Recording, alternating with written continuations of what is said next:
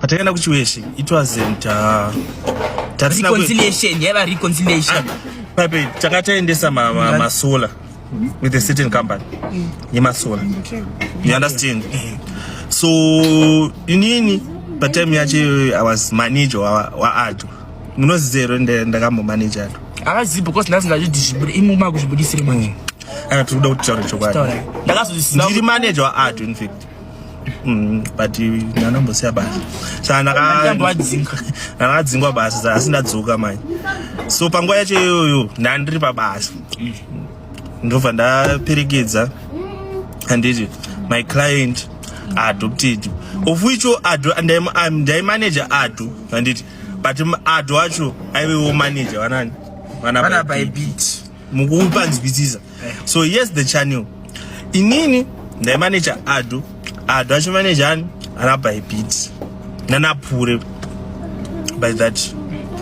So bataenda with the solar company batasvika paipe padhini ndobva tatoisa vemasola vatoisa masola avo ndobva vatopedza vatoita zvese zvaingodiwa ipapapo handiti.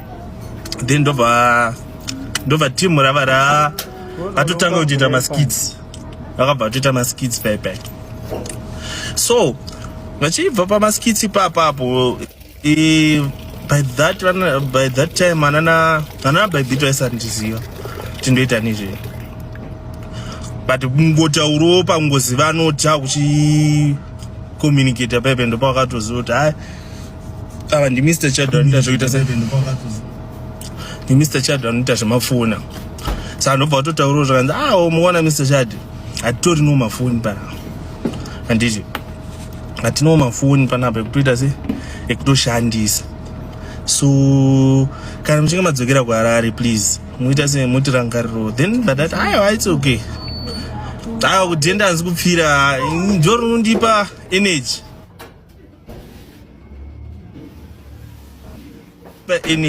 plus tundevhura ndobva ndaita sei paipe ndobva tatodzokera. So ini ndakuchidzokera manje takutotaura paipe ndakati uyu manje ndobva samanager vana Bybit ndobva taura amukona Mr Chad mhuri yangu inini haina mafoni, can we give those people my phone and then in return these people will advertise for you handiti because vanga vakutopisa vanhu ava vakava kana muchitaura zvinhu zvokuti manager kama mukutaura kuti inini naClyde rest staiva manager naClyde.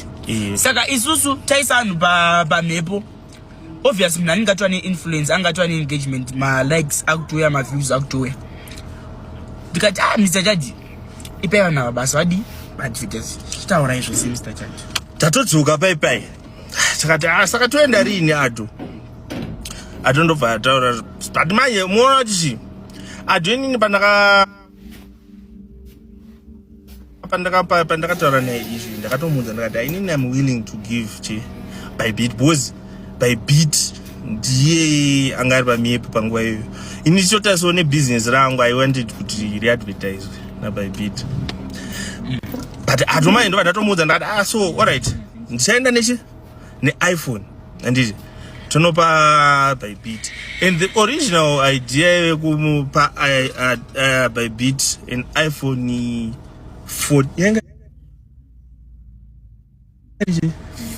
14 Pro Max nezvima X2 tisati tasvika kumazvima X takatanga tamboita zvefoni hombeka kati chizvoni tiri kuda kupa Bybit saka atonobva atoseta date rake. So there's this day handiti raakazongoti mukona kuti Mr Chad inini I have to go uko ndagarisa ndisinoita maskiti. So ndachitofunga kuti zvoni pandiri kuenda apa tibva tangoenda tichinopa vasikana ava mafoni muri iyi mafoni handiti tobva tangoita setobva tavapa ndakati alright saka ndakuchitora foni yacho tiite sei tiende. Then atonobva ataura zvakati but tisingazoita here Mr Chad kuti tosvika tonopa Bybit checked ivo vanhu ari 3 handiti vari vanhu ava i3 handiti pandati uona chi inini atu kana ri business uona kuti kana ndichinge dai so zvakafanana nekuti imi munochaja mari paskit izvi conversation iyi ndaita naado ndikumumaneja but patiri kutaura business rake iye samanager wanani wana Bybit. So he is negotiating on behalf of Vanana Bybit. And that's what he told me that mungoenda nefone one. When I mukadzi akarorwa handiti. Plus pane mudzimai yake. That I wanna see ado. Here's the thing. Inini I was willing kuti ndibvise 14 Pro Max. But then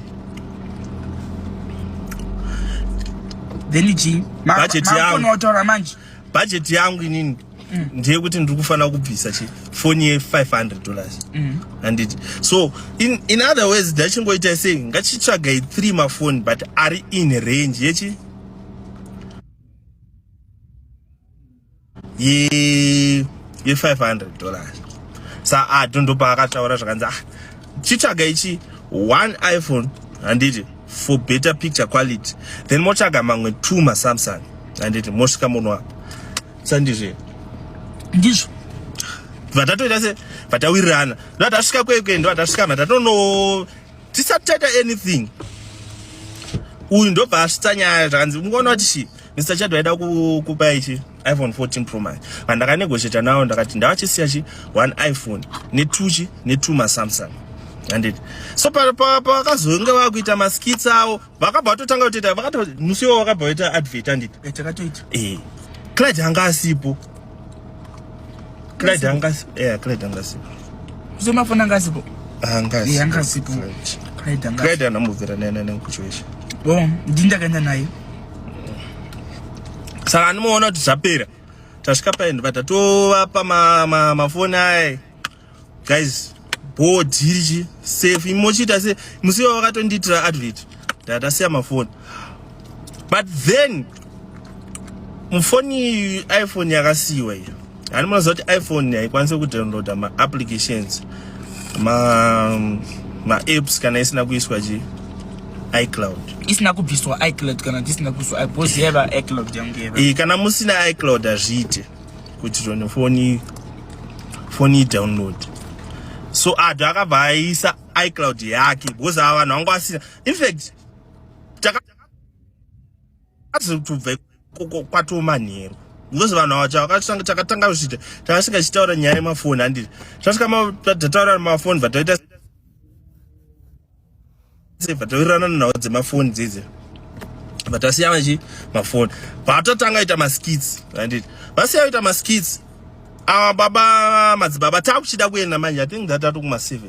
So musi wacho takatozoenda there's another person who was there umfichi tatombotry kuda kuti mueda atmaya alright adafunga kuti mwangu atinayo ndafunga kuti mwangu atinayo taure katiri inini admire nani na meda then vamwe atinayo na basi vatasvika paipe vatotanga ita maskits. So nyaya yemafoni ndo yachakatanga kusvika chichitaura chakati mafoni kuenda madzibaba ndopa vakabvunza ato vakatomutora pasaidi handiti zvakanzi ato saka tichaita sei manje foni iPhone hatisatamboita se hatisatamboishandisa saka tichaita sei.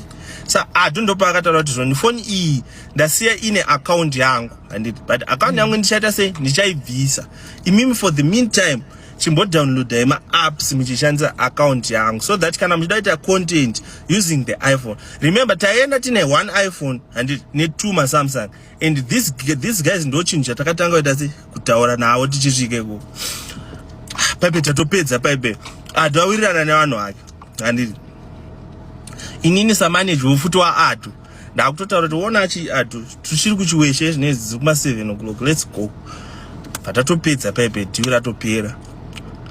So tichiri munzira takuda kusvika kumain road ado akafonirwa namadzibaba zvikanzi masiya phone iPhone but haina charge vandati kwesti azosiwo foni isina isina charger, but charger yanga iripo. And the charger was in the car. Takati amana tichadzokera nedzato kuma past 8 dzemanheru tichi kuchiwesha. Tichadzokera. Remember kuenda kwandakaita the fuel zero wakatipa mari. Iwe usa manager amana utipa mari yekuendesa phone. Ende aisho zvazvina basi. Taura nyaya fuel yapindira papi. Taura nyaya. Aiwa iwe saka fuel aite. Ine basa refuel. Iwe. Yaba fuel saver mocha famba na. Benzi fuel saver. Makasa fuel ngani pepe yako. Bada ashina basa nayo. Ashina basa guys. So tato da so pepe ndipatatu tase. Ndipatata charger yawo. Anditi charger iripo.